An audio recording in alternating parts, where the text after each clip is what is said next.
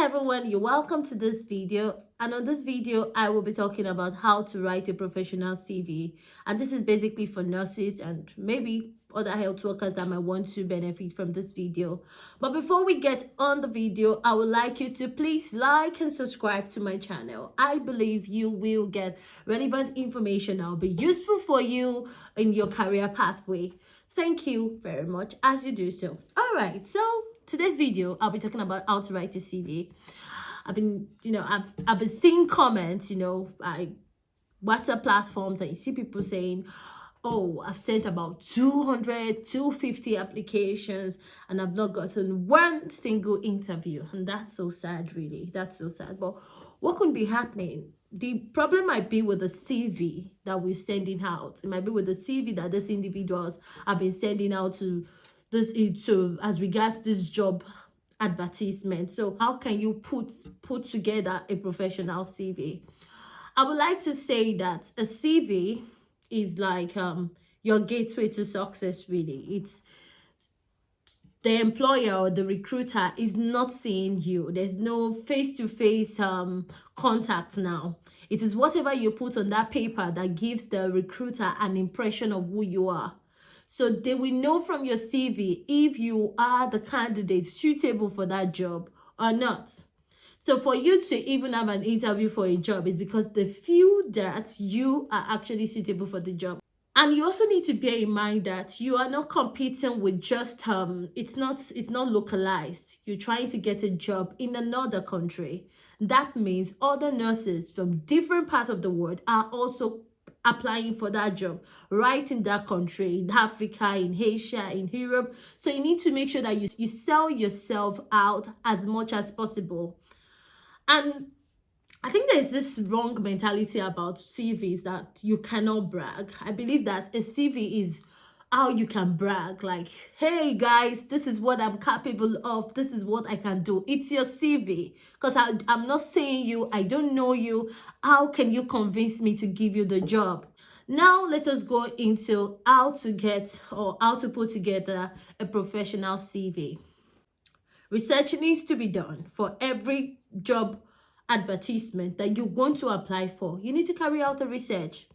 The second thing is that for you to have a professional CV, you need to follow the professional format. Like, there's a professional way people expect your CV to look like. You cannot decide to say, I'm doing something different because I want to stand out, or I want to be unique. You can be unique and you can stand out, still following that professional format. The third thing is that how do you structure this CV? How do you put the things you put on your CV together? Like, I just want to have this person on board.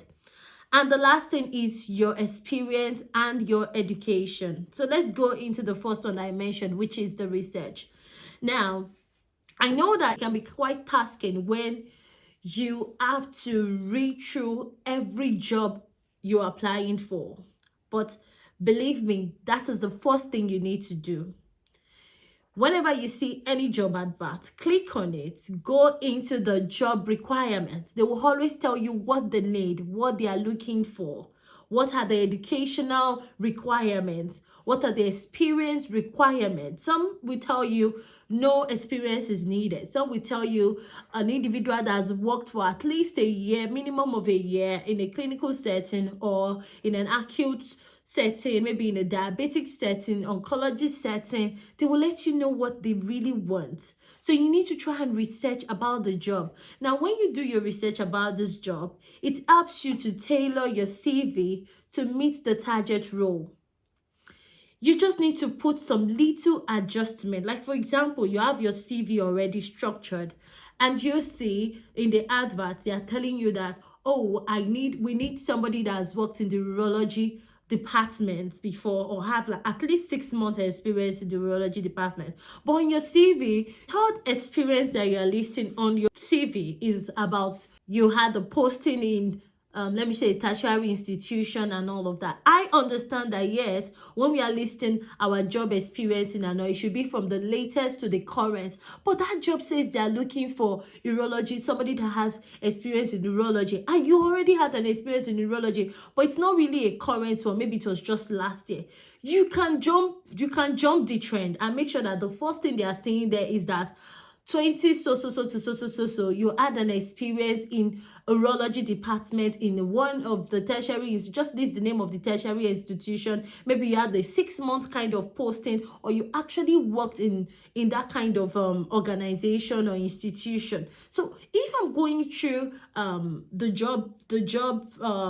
CVs that has been sent to me as an employer, and I'm scanning through them, these are the things that will catch my, I'm like, oh, okay, this person has an experience in this, and then let me send this person a link for an interview. That is the way you have to make sure you structure it. Make sure you structure it to meet the needs of that job you're applying for. No matter how busy you might be, it doesn't make any sense to send 200 applications, and all of them are just the same way you wrote them, like everything.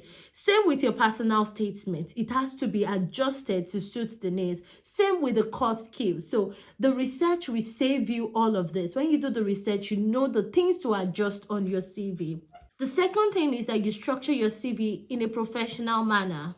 Like, there are formats used, but the most common one is Microsoft Word, and I think Google Doc. So when you use this format, you also need to make sure that whatever thing you are putting there, it's easy to navigate. An employer can easily find the information they are looking for. When it's well structured, it's another thing to stand out. They are easy, you can use bullet points, you can use bold headings, and they are in sync from one place to another one, to the next one, to the next one. So it's so structured. Like, for example, you have your name, you have your contact details, you have the personal statement, you have your core skills that you've researched in the job advert and you've seen what they are looking for, you have your experiences, you have your education. So it's so easy to navigate, like pam, pam, pam, and that's it. It is very, very important. The third thing is the format. You need to make sure that you keep it simple. Nobody should be writing personal statement that up to 10, 20 or 30 lines. 10 lines is okay, but 20, 30 is becoming like an essay. Oh no, please don't do that. If you're having a personal statement, make sure it is no more than 5 to 10 lines. It is simple, it is easy, you have the necessary details you are putting there. The job says that they need somebody who has worked in a clinical setting and has at least 1 year experience. Your personal statement should be so straightforward. And they also want somebody that, for example, cardiac, it's a cardiac unit. So you are used to ECGs, telemetry, all of those things. You enjoy your personal statement. You can just put it there. Having worked in a cardiac center with maybe 100-bed cardiac center, or 50-bed or 50-bed cardiac center, or for 7 years, or for 2 years, or for 1 year. You understand? I've gained so skills. So in your personal statement, it is there already. Your core skills are, you list them. Of course, we don't want to be talking about I'm a team player, I can communicate. Everybody can do that. Those are things that it's so common that everybody say I'm a team player. Of course, they want you to be a team player, but what is it that you have? Like, that's like they call it hard skills and not soft skills. So your hard skills, what can you do? So you can list it there depending on the job. So just make sure that it is also easy. You don't want to put so much things in your personal statement. You also don't want to put so much things in the core skills rather, and you bore them. So you have to make sure that these things are well concise and it's really easy. Another thing is that it should not be too long. A professional CV should not be more than 2 pages at least. Like, okay, maybe 3, but at least 2 pages. For me, I think 2 pages is enough. What are we putting there? The necessary things that we are supposed to put there. So please do not put too much on your CV. Make sure that it is not too long. It will also help. It becomes boring. And let me tell you, nobody really sits down to read everything on the CV. When they look at the first quarter of the CV, if it doesn't impress them, they will not even bother to go down and see whatever you have down there. Make sure that your CV is not too long. Another thing is that use bold headings, use bullet points. If you need to bullet some of them, just use them well. Don't use fancy colors and text like, oh, you use red for the name, you just put your name Adiola Catherine and you put red. Then your details, you use blue. Then you go to your email address, you use yellow. Everything looks fancy and colorful. Yes, it might be colorful and fancy, but it just gives this impression that, who is this person? They are not looking for a graphic designer or an artist. So make sure that you don't put all of these colors in your CV. Of course, there are times that I know that you can put maybe like very, what do they call it? Is it primary colors? And it shouldn't be more than one or play. If you want to stick with it, like, okay, all the headings are in blues, then that's okay. All the headings are in black, then that's okay. Like bold blacks or bold blues, but do not give so strong colors. Like you can put like I think I've seen something like red everywhere, like everything was like red. No, it's really not so nice. Somebody might just be like, what is this? Let me get to the next one. It can be a put off for some people. Make sure that you do not use fancy color. Now let's go to the structure. I've mentioned the structure before, but there are just some little things that I want to add in the structure. Apart from your name and your address and email address, when it comes to email address, we need to be very, very intentional about the email address we are using. I know people have lots of email address, like an individual can have 4, 3, 2 email addresses, but you need to make sure that whatever you are using when it comes to job application, it's a professional one.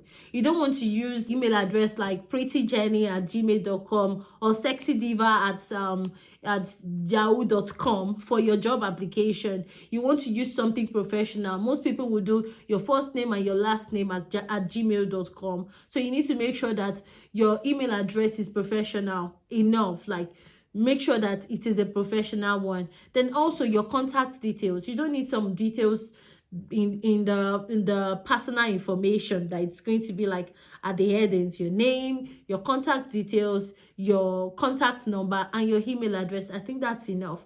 Putting your date of birth, your marital status, and all of that, it's not important. It's not necessary. Nobody is looking for that, except it is now indicated. Yes, you can decide to add that, but basic writing your CV, it is not important. You might work in a place where you say it is it's like a small setting and you're having like 30, 40 patients, but we all know that they come in and go. These patients, they come in and go. You see many like that.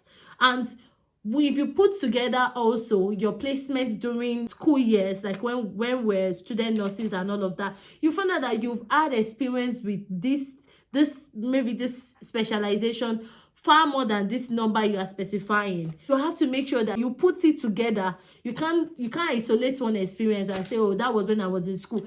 Every experience matters. Put it there, highlight them there. When it comes to education, it has to be the current, like your recent education to the oldest. Also, you don't put the first day in primary school that you talk about your secondary school. You put your education. I've seen somebody who made that mistake, so please just try and make sure you adjust it. There are a lot of formats online, professional CV format online, that will be of great help to you. There are even applications that when you put in the basic things that you want, it will help you to put it together.